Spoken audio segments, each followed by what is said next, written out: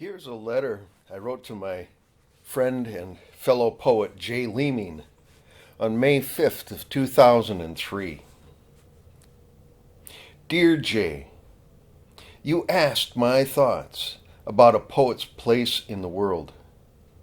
My response needed a lot of thought, and I have to try and examine this carefully. My response, therefore, is a preliminary foray into the heart of the matter. One of the books I'm just finishing is a history book, Generations, by William Strauss and Neil Howe. It's a Morrow book published in 1990. A friend of mine bought the book on the recommendation of her friend who was a Rhodes Scholar, and my friend recently gave me the book. This book suggests that there are four types of generations in American history, and they follow a specific sequence. There is an idealist generation, followed by a reactive generation, followed by a civic generation, which is followed by an adaptive generation, and then follows the next idealist generation. Each generation has specific qualities that create specific patterns of cultural and personal behavior. My generation, the boomer generation, is an idealist generation. Yours is the reactive. Each generation has its positive and negative attributes. However, the inner-driven idealists come of age in the midst of a spiritual awakening and are elders in the midst of a secular crisis, which is usually due to their idealism. Think of the Civil War and the Transcendentalists and the abolitionist movement. I cannot get too deep into this here, but I highly recommend the book.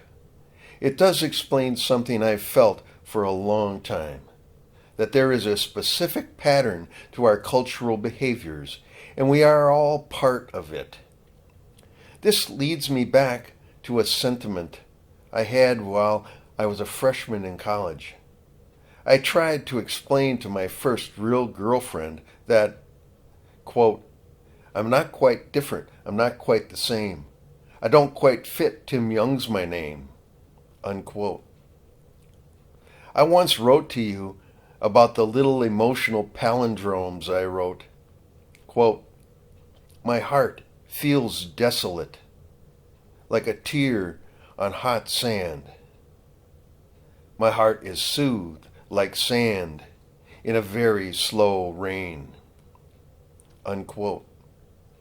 Maybe others would not see my experience as not typical of most poets, but I would tend to argue that it is a typical poetic existence. Last February, when Richard Broderick was organizing the Poets Against the War reading in St. Paul, he told this to the newspaper The Reporter. He said, his literary inspiration is John Keats, who said the quality poets possess in greater abundance than other people is negative capability.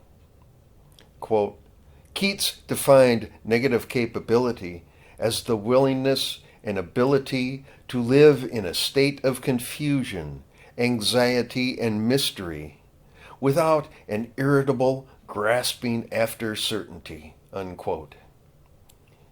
Broderick said, quote, in other words, the exact opposite of black and white moral clarity that the president is urging we must all adopt as patriotic Americans. Poetry comes from a place that acknowledges the infinite complexity of what is real and the irreducible difference and uniqueness of every human being, unquote. I believe poets are at the core of society and culture. The very fact that we live in the center of these dilemmas, that we ponder their emotional conflicts more deeply, that we live with negative capability, that we investigate the nexus of the inner and outer worlds, and because we work in a variety of occupations in the outer world, this all means that we are witnessing the culture from its center. When I read your letter and then read your Union Carbide poem, I believed that you are at the center. We should not imagine the society geometrically. There really is no center point. Is New York City the center of the civilized world? Parisians think not, nor do the Hopis, nor blackfellas in the Australian outback. As poets, we place ourselves or find ourselves at the core of conscious conflict. When you protested at the Prairie Island nuclear power plant, you placed yourself at the center of the great cultural conflict. You were looking back in time and forward in time. When I have to stare down a young juvenile delinquent at Red Wing, I don't believe he is an outcast. I believe he is the carrier of cultural, familial, and spiritual baggage many others wish to ignore. Last week, in the Newsweek magazine, there was an essay about the irrelevance of poetry. I completely disagree with that fellow who wrote the essay. He's only dealt with the shallower parts or aspects of poetry. I don't expect my father to think about the relevance of poetry, but every Sunday when he's at church reciting the Apostles' Creed, he's reciting poetry without thinking about it. Every song he sings is a poetic exclamation. When he struggles to express his feelings about my mother's illness or a laborer's difficulty, he wants me to express it for him. Have you had friends who've asked you to write about this because they feel verbally inadequate?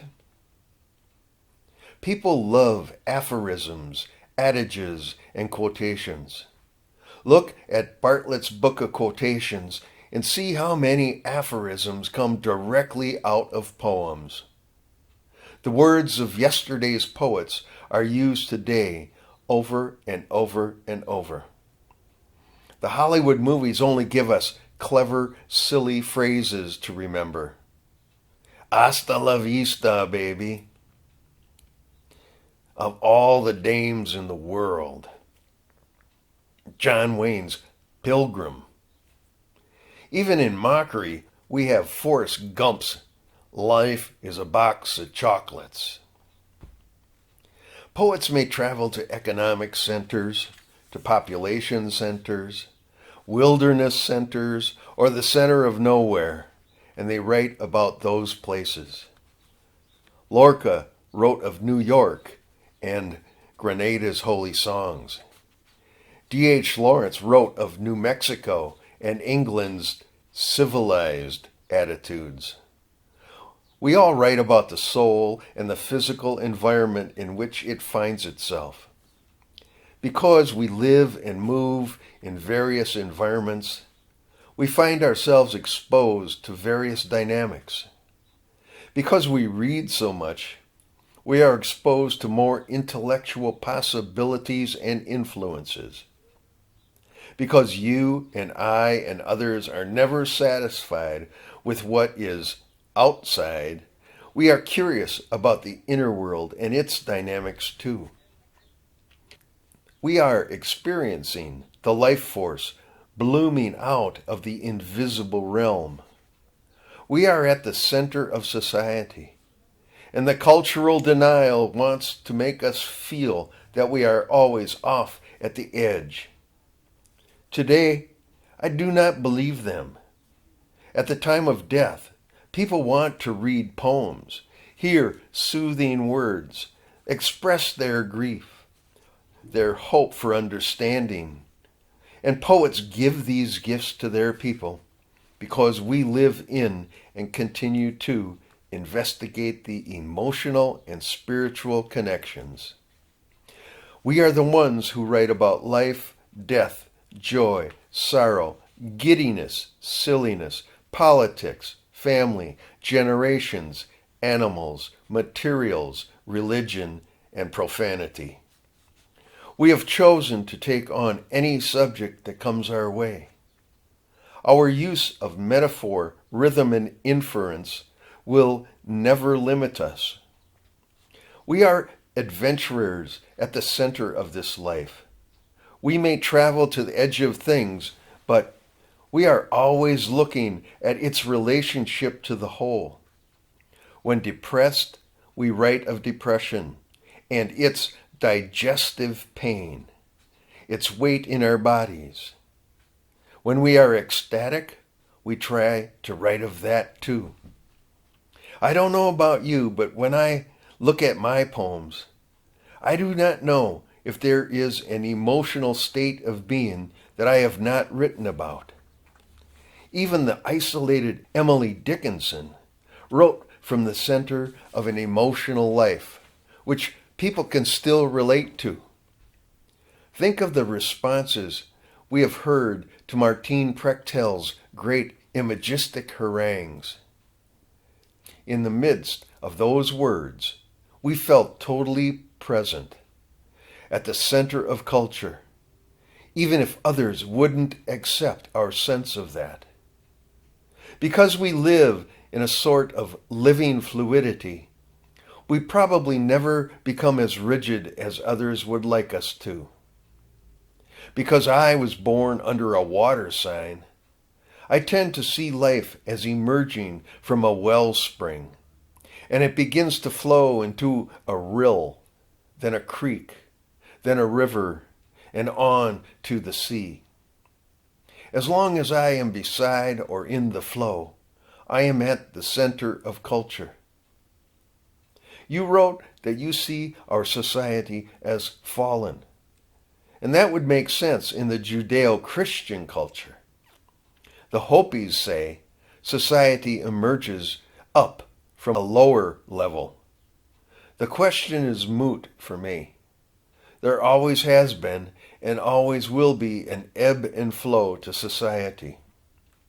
This leads me back to the book Generations. If there are patterns to history and the individual and groups within it, we again get back to the beliefs I felt when I was a young man. Everything moves in a spiral fashion, from DNA to a planetary path, which is moving in a circular fashion while moving away from the Big Bang site. My moods and faith do the same. The eddies in the creek water and the shit from a goldfinch move or have moved in a spiral fashion. Last Saturday, I shoveled composted horse shit onto the clay, which was backfilled over the trench for my water supply. For years, I've loaded hay into the barn. That hay went through the horses. My son and wife shoveled the shit into a huge pile to compost, and now I have shoveled that pile and spread it to fertilize grass seed in my lawn. Sometime the shit is spread on the hayfield. My work is more than circular. So too is the work of my poet's soul. You're doing the same. Anyone who has struggled consciously with Greenpeace and consciously did temp work for Union Carbide and Time Life is living at the core of our society. You live at the nexus of cultural forces. Robert Bly and Rita Dove have also lived that way. William Blake and Thoreau and Lorca and Rumi and Shelley and all the university poets and prison poets and street poets live at the core of their society, if they live consciously and struggle as you do. Maybe this is not a satisfactory response. I know I need to hone and edit my thoughts on this subject, but I do know that poets are not irrelevant. If all the poets were eliminated by some fundamentalist execution, new poets would emerge, for poetry is a natural and supernatural force, like magma, or tectonic plates, or a simple artesian well. Once you are one of us, you cannot stop being one. Success is not the indicator, as much as I can appreciate and brag about my little bit of it. Awareness and courage and expression in the place of negative capability is what makes us poets, and we will be poets until we die. We may make our dollars in various ways, but that isn't what a poet is. Emily Dickinson, William Carlos Williams, Gary Snyder, and St. John of the Cross are all the proof one needs. Anyway, may the goldfinch of delight flit in your heart. Until I see you again, Tim. Here is J. Leeming's poem, Law Office. I'm sitting in an adjustable chair on the 32nd floor of a skyscraper in New York City. I am typing a list of 1,000 names into a computer. As I work, I am listening through headphones to a recording of the journals of Cabeza de Vaca, a Spanish explorer who traveled to the United States in the 15th century. The office is air-conditioned, and I'm wearing a tie. A hurricane has drowned half of De Vaca's crew, and most of the rest are sick and dying of starvation on an island off the Florida Keys. The names I am entering are plaintiffs in a case against Union Carbide Chemical Company, and about half of them are deceased. Some filing cabinets are behind me. One is marked Bhopal, and another reads breast implants. The secretary sitting beside me goes to get a cup of coffee. De Vaca and his crew have eaten their horses and are now sailing in a makeshift raft that uses their hides for sails. I keep typing. At noon, a man comes through the office and waters all the plants. Every hour, another sailor dies of pneumonia or loses his grip and slides off the raft into the storm.